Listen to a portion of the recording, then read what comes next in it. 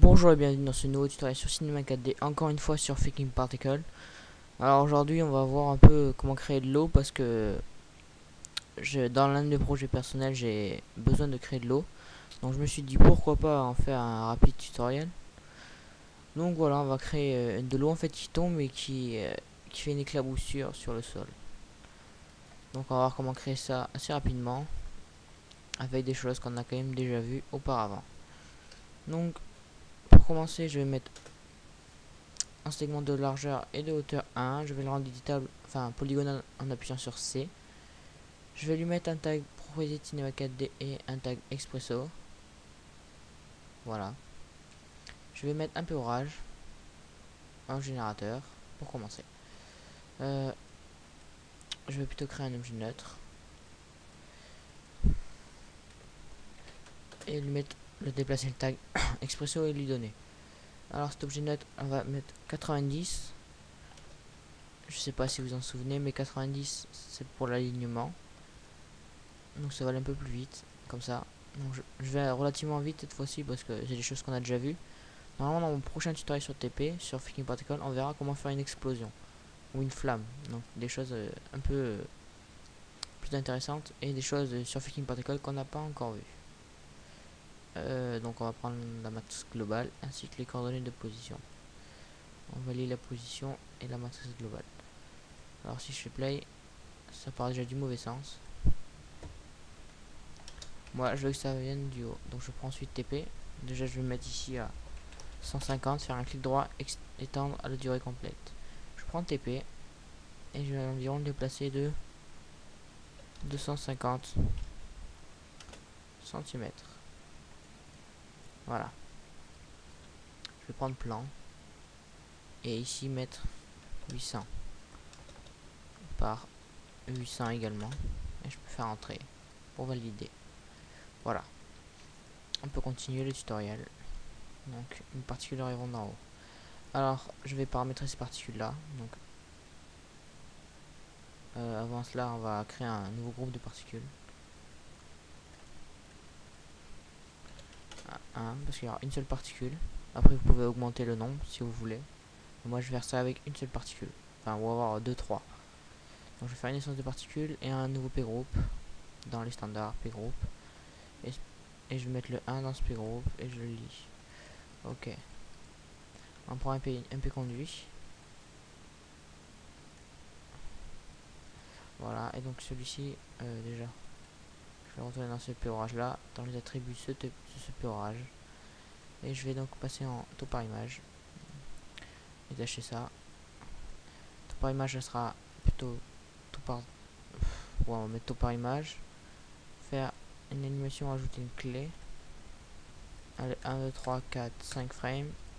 On ajoute une clé ou alors contrôle. Une autre frame plus tard, on met 0. Et on fait un contrôle. Hop.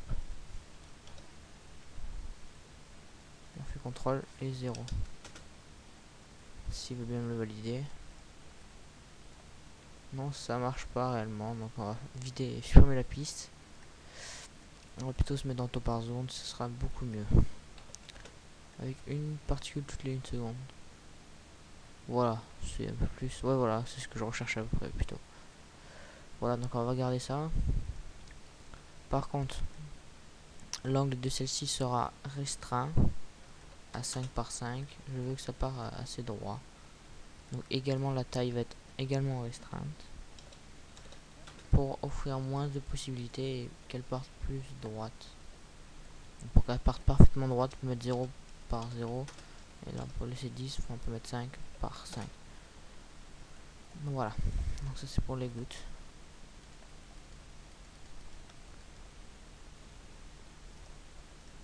Ok, alors maintenant on va aller dans la vitesse, voilà, on va mettre 500.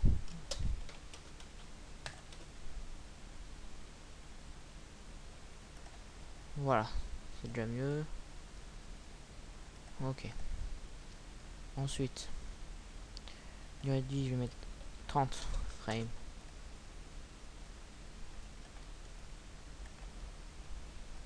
Ou voire 20 frames. Nickel. 20 frames, ça me semble une très très bonne valeur. Voilà, pour chipoter, 18 frames.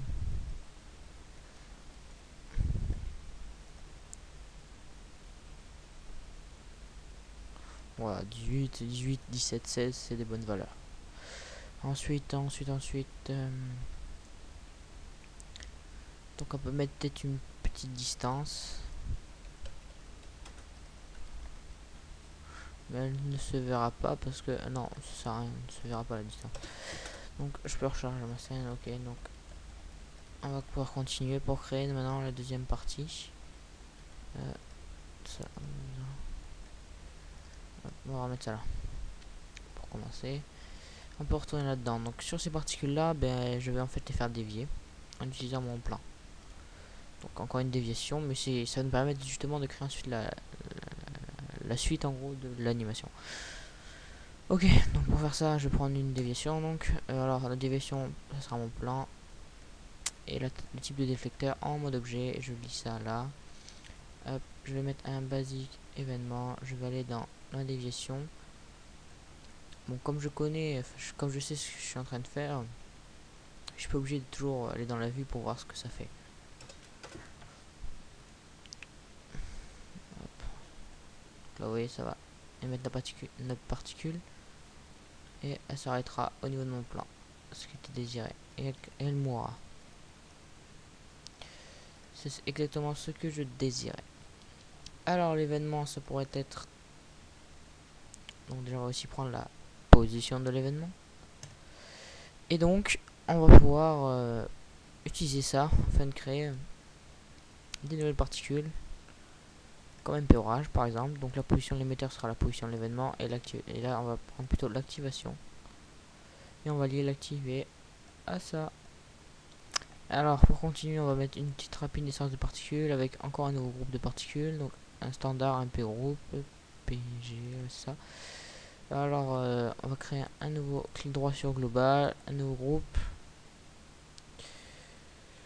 de couleur, voilà, ça rapidement. Je vais glisser mon groupe à l'intérieur de mon p-groupe. Voilà. Et logiquement, ça devrait marcher. Presque. C'est pas tout à fait correct. Alignement de l'émetteur. Et on va le lier à la matrice globale de TP qui se trouve ici. Ça devrait être un peu mieux. Ah non, ça l'est pas du tout. Et oui, parce que elle est dans le mauvais sens par rapport à cette partie-là. Donc pour faire ça, on va recréer un objet neutre. Qui lui sera à 90 ici. Et on va le renommer Alig. Alignement ou Alig pour aller plus vite. On va tout bêtement le mettre ici et le mettre la matrice globale et on va l'allier à l'alignement ici. Alors voilà pour ça. Donc entre parenthèses, on va mettre ça là. Enfin, voilà. Ok, donc oui, revenons à ce peurage là. On va voir déjà si ça marche bien. Voilà, ça part bien là où je veux. Donc je vais mettre en taux par image déjà pour commencer. Voilà, alors le taux par image, ce sera pas une particule quand ça vient tomber, mais une vingtaine. Voire 25. Durée de vie de 40. Alors, 45, variation durée de vie 5, 8% on va dire. Vitesse, 400. Pour le moment, je vais laisser 400. 3, 5. Voilà. Ok, c'est nickel. Exactement ce que je veux. Maintenant, un nouveau P conduit. Donc avec Fishing Particle, pour l'instant, on fait des choses très très basiques, mais vraiment très très basiques. Donc après, j'aimerais commencer des choses sérieuses. Entre guillemets. Alors, P conduit. Oui, donc on va lui mettre une gravité. Alors dynamique, une fois que vous connaisserez tout ça, on peut vraiment tout faire avec ça, avec Fishing Particle. Donc la gravité, oui, il a besoin d'un objet neutre pour fonctionner. Gravité. Alors, on va prendre cette gravité et la mettre là. Alors la gravité dans le mauvais sens. On va lui faire une petite rotation. Pour ça, je prends une petite rotation R et donc c'est moins 90. Alors je le connais. Voilà, ok. On va un peu la déplacer pour un peu mieux voir avec l'outil déplacement. Est-ce que je l'ai lié? Non. Donc je vais la lier. L'intensité, je vais mettre 1000. Voilà. Exactement ce que je voulais l'effet.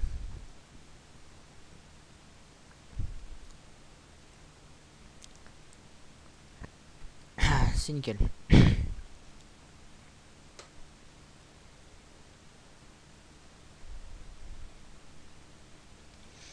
Ok. Alors comme ça nous permet de voir quelque chose en plus qu'on n'a pas vu jusqu'à maintenant. Cette chose en question, c'est un nouveau émetteur de particules qui sera le P naissance, qu'on n'a pas vu jusqu'à présent. Donc je duplique ma déviation, je la mets là. Donc je vais, là ça doit être la position de l'événement, donc l'événement, ok. Donc on va prendre un générateur de particules, un P naissance. Enfin, non, on verra plutôt dans un prochain tutoriel. Ouais, non, on fera plutôt dans un prochain tutoriel. Donc je vais supprimer le port ici, et ça doit être le port, voilà. Donc l'événement de cette déviation, ça pourrait être la mort de ces particules là, tout bêtement, pour pas qu'elles traversent le sol. Donc pour ça on va prendre un P mort qui se trouve dans standard, voilà P mort, et donc on l'active, hop là, activé, et c'est sur les particules là-bas. Donc je lis activé à l'événement et je lis particules à mon P conduit. Là logiquement ça devrait être nickel, et voilà, nickel, ça marche parfaitement. Voilà donc comment avoir créé rapidement mes éclaboussures d'eau. Donc après pour avoir un résultat un peu plus intéressant, on peut venir sur ce ce péorage là et augmenter déjà peut-être un peu la variation de durée, la variation de vitesse à 20%. On devrait avoir un résultat un peu mieux. Voilà. Après on peut encore plus booster ça à 50%. Voilà, ça donne vraiment un super effet. Plus vous l'augmentez. Voilà, donc je vais mettre peut-être 35. Voilà, c'est nickel, ça me plaît. Pour moi c'est bon. Alors maintenant on va voir comment rendre ces particules là. Alors on va pouvoir prendre ça et mettre ça là. Voilà. Ok. Voilà. Donc maintenant pour les rendre, donc on a deux groupes de particules. Moi je veux seulement rendre un. Donc pour ça je vais créer une sphère.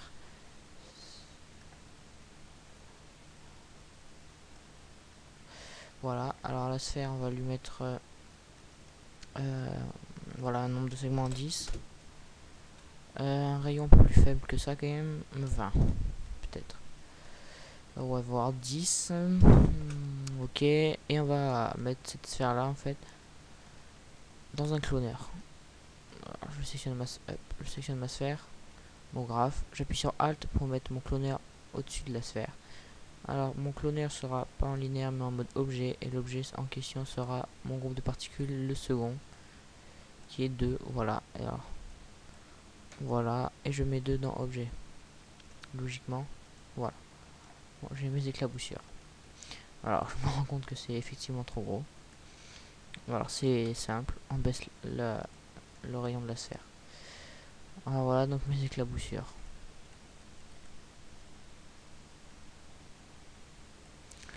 Mais c'est pas tout, j'aimerais voir autre chose que ça.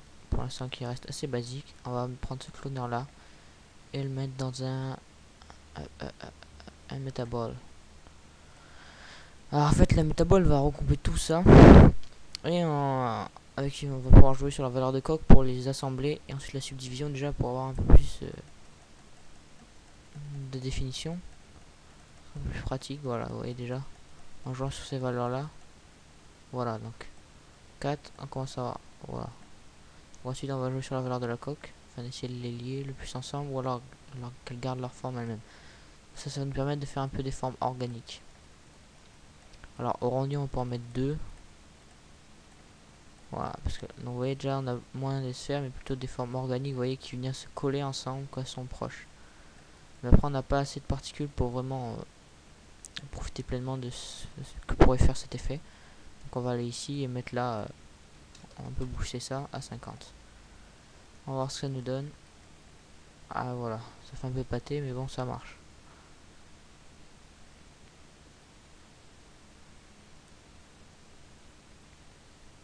Voilà en gros l'effet que je voulais avoir. Voilà, donc les sphères sont peut-être légèrement trop grosses. Voilà, donc on va voir ce que ça nous donne. Voilà, c'est déjà un peu mieux. Ensuite, on peut donc voilà, jouer sur la valeur de la coque pour les assembler plus ou moins. Plus vous augmentez, plus elles garderont leur volume à elles. Plus vous diminuez, plus elles auront de marge pour se coller entre elles. Donc la métabole, c'est sympa pour faire des animations.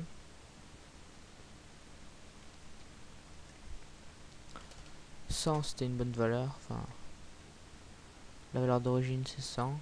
Ça donne plutôt bien, mais moi, je vais peut-être préférer 60. Qui fait plus un peu un pâté. Voilà, 80. Voilà, on va dire que c'est bon, 80. Donc ensuite vous augmentez la valeur, la subdivision à la vue pour avoir quelque chose d'un peu plus détaillé. Ouais, voilà, à peu près. Donc moi je vais laisser 3 et ici on peut peut-être mettre 1. Voilà, 1 qui sera relativement bien. Hop là, 3. Après vous pouvez mettre 0,5 ou 0,8 par exemple. Voilà. Bon après on s'en moque, on a besoin de quelque chose de très lissé. Alors hop, moi je vais mettre 1 ici et 3 là. Ok pour ça, donc ensuite pareil vous pouvez utiliser ce que vous voulez pour faire ça ici. Donc moi c'est bon, j'ai bien l'effet que je désirais. Alors je vais pouvoir prendre ensuite mon plan qui ne m'intéresse plus et le rendre invisible. Voilà, c'est pour mon projet personnel, c'est ce qui m'intéressait, c'était cette partie là. Cette explosion en gros.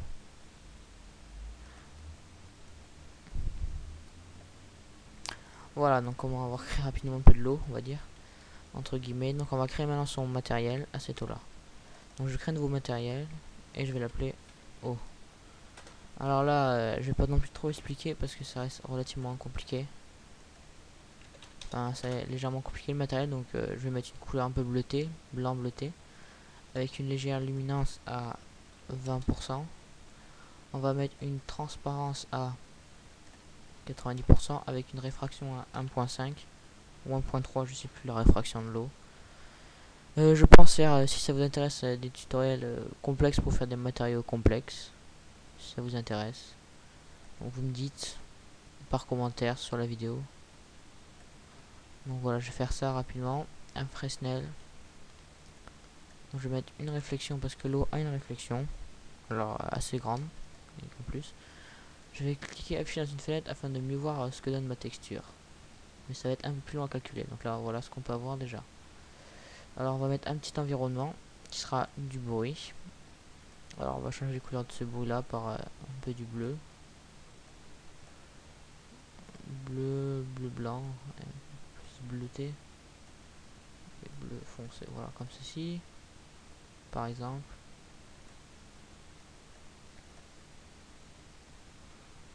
Voilà. Ouais, bon, on va dire que c'est bon.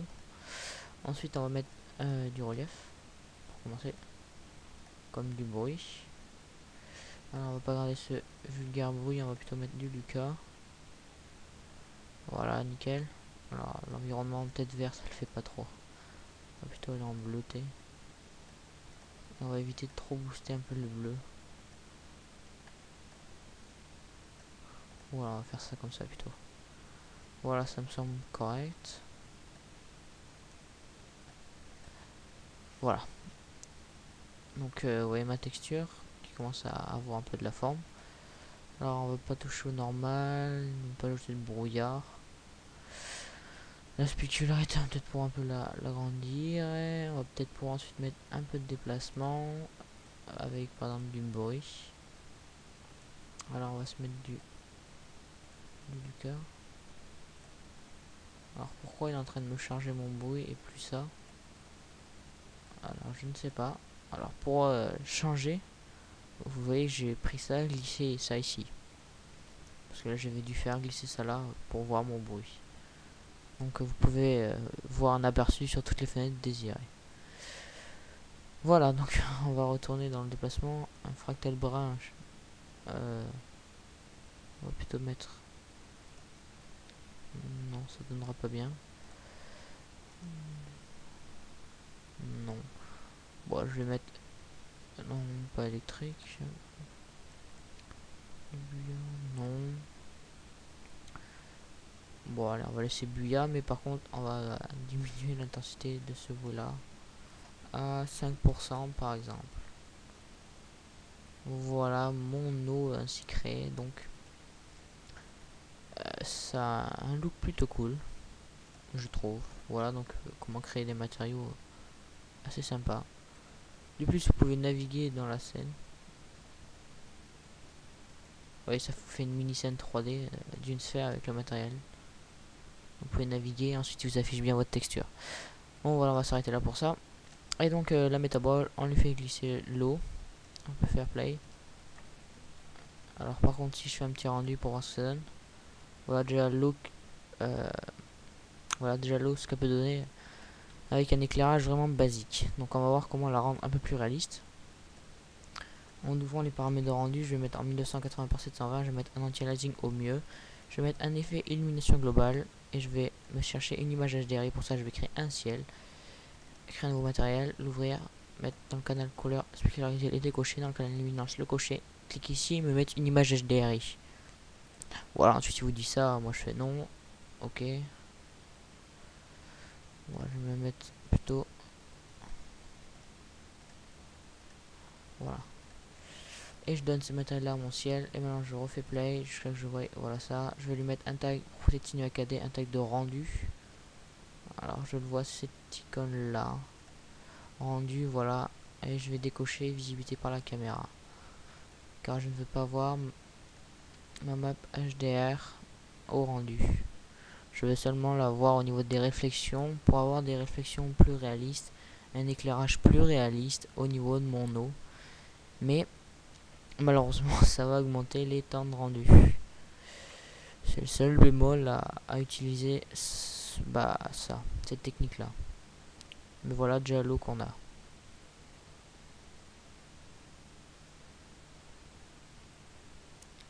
C'est déjà plus réaliste. C'est un look un peu mieux. Alors faut peut-être ça y un peu moins lentement. Enfin moi on peut mettre basse et faible. Alors voilà comme ceci. Et on peut refaire peut-être un rendu.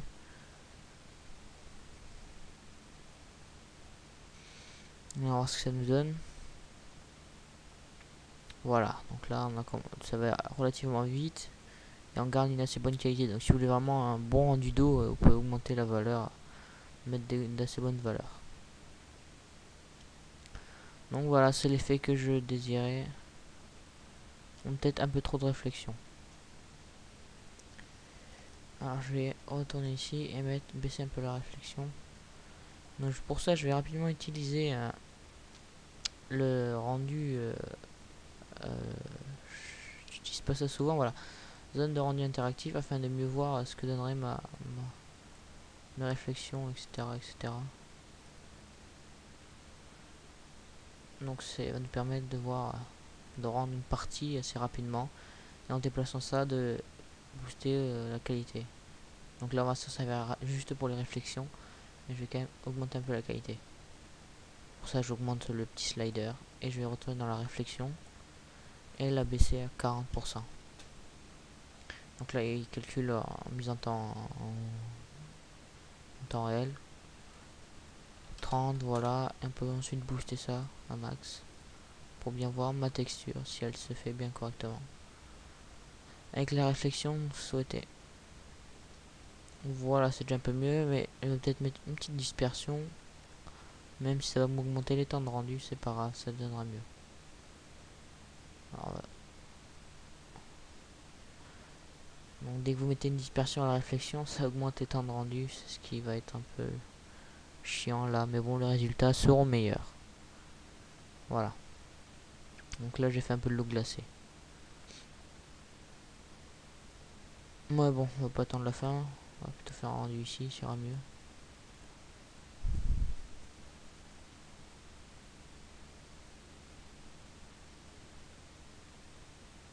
Donc là vous voyez c'est vraiment beaucoup plus long une fois la dispersion mis. Mais bon, vous verrez que le résultat sera meilleur. Donc pour ma part je vais mettre ça à 0. Donc voilà, ça va être la fin. Hop, lui. Donc si vous voulez ensuite enlever ça, vous refaites un rendu par exemple d'une zone. Voilà, comme ça. Ensuite, on peut l'outil move. Ah non, j'ai l'impression qu'on va encore l'avoir. Donc faut recliquer dessus, voilà, pour les activer. Ok, donc c'est la fin de ce tutoriel. J'espère que ça vous aura plu. Et donc on se retrouve pour les prochains tutos. Salut à tous.